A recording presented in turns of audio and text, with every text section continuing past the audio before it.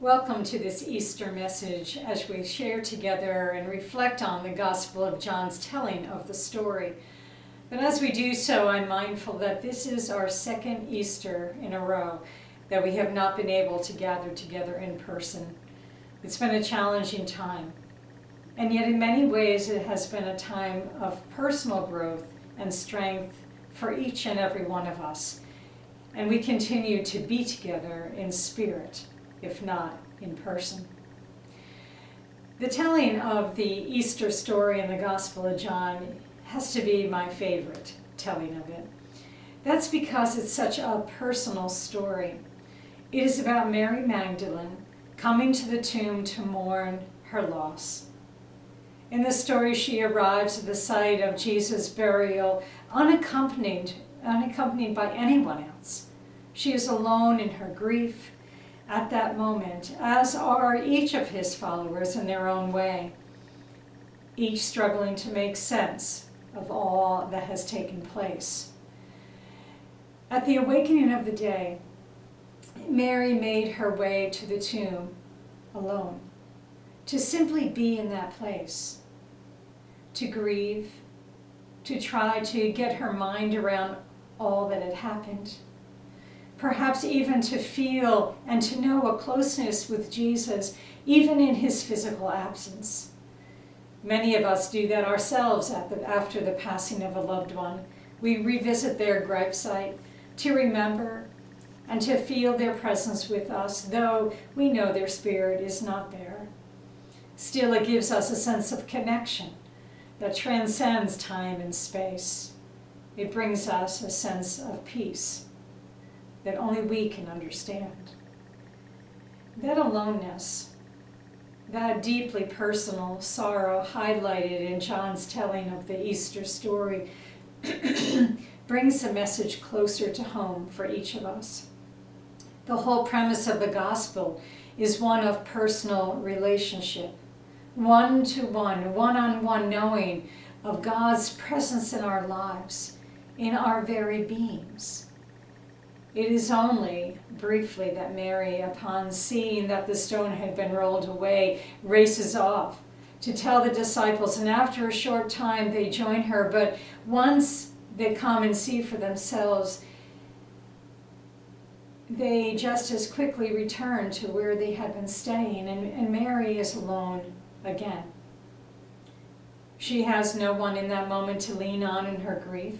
She has no one to turn to, no distraction to ease the pain, no community of others with her to consult each other in their loss. Her aloneness is the point of the story. While community and shared relationships with others is of great importance throughout our lives, there are moments, such as this one in the story, where individual experience can only be understood by each one's personal loss. You know of what I speak. Even if we are surrounded by family and friends sharing a common experience, whether negative or positive, it affects each of us in different ways. That truth is made real in this story as Mary stands alone, deep in the experience of loss that has brought her to that moment. She exhibits for us the personal awareness, the personal relationship that the entire gospel is about. Mary's aloneness gave her eyes in which to see more clearly and ears to listen more intently. At the depth of her being, Mary's awareness of presence became most real. After the disciples left, she looked into the tomb herself, and she saw a vision of two angels sitting where Jesus' body had been laid. Then turning, she saw a man whom she presumed was the gardener, and not until he spoke her name did her eyes fully open to recognize that it was Jesus himself.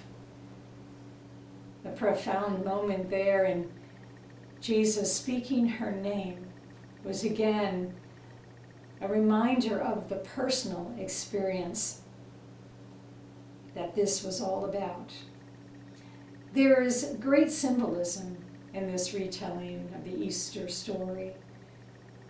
The surprising discovery of the open tomb, the obstacle that stood in the way, removed, the vision of hope in the two angels, and the recognition of Jesus' presence, all because Mary remained while the others came and left, all because Mary lingered in her search to comprehend, her heart wide open to feeling and seeking and knowing that she experienced the fullness of God's presence within her. The message is clear about being open to the relationship of divine love, of grace. Mary, who stays, who feels the pain, who acknowledges her emptiness at the core of her being, is the one who becomes aware of the resurrection before anyone else. It is her openness to receive that makes the difference and becomes an example for us. It is different from the disciples who come to see for themselves. When they look into the tomb and see that it is empty, they quickly return to where they were staying. They do not linger near his gravesite with Mary. Instead, they return to their place of hiding and surely talked among themselves about what they experienced and shared their concerns about what now. Though the scripture indicates that they believed, we know that from further reading, they did not fully comprehend. In some ways, if only for a while, even though the stone had been rolled away from the tomb, in their hearts and in their minds, it was symbolically there, an obstacle to their fully understanding. Yet Mary, who remains and sees and hears, becomes the herald of the good news when Jesus instructs her to go and tell. Through the season of Lent, some of you have followed along in my midweek reflections that I entitled Pathway Forward.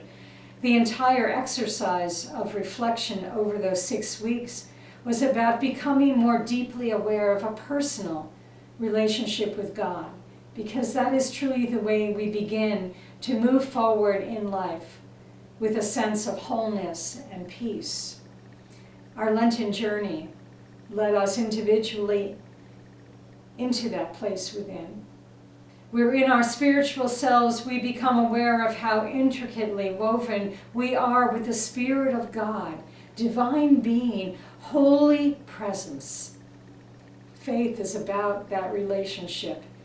And the retelling of the Easter story in the Gospel of John as it surrounds Mary's experience is a profound expression of that truth.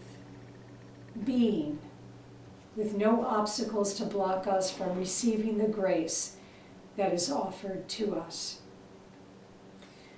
On my morning walks around the farm these days, I have begun to notice the tree buds becoming fuller and fuller, the daylilies and daffodils pushing up from the dark earth, the fields greening up, the chorus of birds awakening the new day. Every one of these in full expression of newness, of rebirth, of regrowth, of promise. And I too am filled with a renewed sense of aliveness. Perhaps you are as well. It seems even more profound this year as we feel a sense of ease coming out of the dark days of the pandemic into the light of brighter days ahead, though for some the darkness of that time has left a great heaviness upon the heart and soul. Life in all its fullness moves forward. It is what the Easter message reveals. The stone rolled away from the tomb is a message of opportunity for us, that we might seek to clear the obstacles that stand in the way of a deeply personal, powerfully significant, wonderfully enriching awareness of our being wrapped within the divine being of our ever-present, ever-loving, ever-satisfying God. Our God of boundless love, the access of which simply requires us to linger in the moment, that we might hear our name being called. that we might see the hope of angels and know the truth of holy presence, today, tomorrow, and always. Indeed, what a glorious day. Happy Easter. Amen.